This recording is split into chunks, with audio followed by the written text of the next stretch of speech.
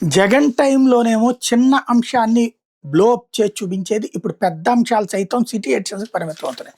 తాజాగా రెవెన్యూ చిత్రాలు అంటూ ఒక వార్తను రాసుకొచ్చింది గుంటూరు జిల్లా ఎడిషన్‌లో 'ఆంధ్రజ్యోతి'. ఏమని? ఎవరైతే సమస్య సృష్టిస్తారో మళ్ళీ వాళ్ళ దగ్గరికే ఆ సమస్య పరిష్కారం కోసం వెళ్తున్న విచిత్రం ప్రస్తుతం రెవెన్యూ విభాగంలో నెలకొంది. గత ఏలుబడిలో స్థలాలు, పొలాలను ఉద్దేశపూర్వకంగా లిటిగేషన్‌లో నెట్టేశారు. కాగా ప్రభుత్వం మారితే తమకు న్యాయం జరుగుతుందని రెవెన్యూ బాధ్యులు గంపెడు ఆశలు పెట్టుకోగా వాళ్ళలో నిరాశ నెలకొంది. కొందరు వీఆర్ఓలు, మరికొందరు పై అధికారులు ఇష్టారీతిన సంతకాలు చేయడం వల్లే ప్రస్తుతం రెవెన్యూ సమస్యలు కొలిక్కి రావడం లేదని తెలుస్తుంది. సమస్య సృష్టించడంలో ఏ రెవెన్యూ సిబ్బంది అయితే సహకారం అందించిందో తిరిగి ఆ టేబుల్ వద్దకే నేడు పరిష్కారం కోసం ఆ ఫైల్ వెళ్లడం విడ్డూరం. అప్పుడు పనిచేసిన యంత్రాంగంలో ఏ ఒక్కరు ఇప్పుడు అక్కడ లేరు. బదిలీపై వేరే చోటకి వెళ్ళిపోయారు. ప్రస్తుతం ఉన్న సిబ్బంది ఇది తాము చేయలేమని, అప్పుడున్న అధికారి తప్పిదం వల్ల జరిగిందని తప్పుకుంటారు. గ్రామ సభలు మొదలు నేతలు నిర్వహించే ప్రజా దర్బార్ల వరకు ఒకే సమస్య మీద వచ్చే రెవెన్యూ అర్జీలు అధికం. గుంటూరు, బాపట్ల, పల్నాడు జిల్లాలో ఇలా రిపీటెడ్గా వచ్చే అర్జీల సంఖ్య దాదాపు 5,000 వరకు ఉండొచ్చని రెవెన్యూ విభాగం అనధికారికంగా చెప్తుంది. గడిచిన నెల నుంచి ప్రభుత్వం నిర్వహిస్తున్న రెవెన్యూ క్లినిక్లో కూడా అదే తంతు.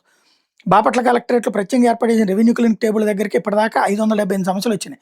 ఉమ్మడి గుంటూరు జిల్లా వ్యాప్తంగా చూస్తే ఈ సంఖ్య 1,800 వరకు ఉండొచ్చని తెలుస్తుంది. ఈ చిత్రం ఏంటంటే వీటిలో దాదాపు 70% వరకు గతంలో పీజీఆర్ఎస్లోనూ రెవెన్యూ గ్రామ సభల్లో ఇచ్చినవి. బాపట్ల జిల్లాలో రెవెన్యూ పరమైన సమస్యలతో గడిచిన 6 నెలల వ్యవధిలో వేదికల మీదకి 3,600 అర్జీలు వస్తాయి. వీటిలో అత్యధిక యంత్రాంగం సృష్టించే సమస్యలే కావడంగా ఉన్నారు. ఇక్కడ ఉమ్మడి గుంటూరు జిల్లా వ్యాప్తంగా చూస్తే ఈ సంఖ్య 8,500 వరకు ఉండొచ్చని అంచనాగా ఉంది. పరిష్కారం దొరక పదే బాధ్యతలు తిరుగుతూ అర్జీలు ఇస్తున్నారు తప్ప మూలాల్లోకి వెళ్లే ప్రయత్నం అధికారులు కూడా చేయడం లేదు. సమస్య సృష్టించడము అంటే అది సమస్య అని అర్థం చేసుకోవడం. ఇప్పుడు దాన్ని పరిష్కరిస్తే సదరు అధికారి మీద కేసులు పెడతారు.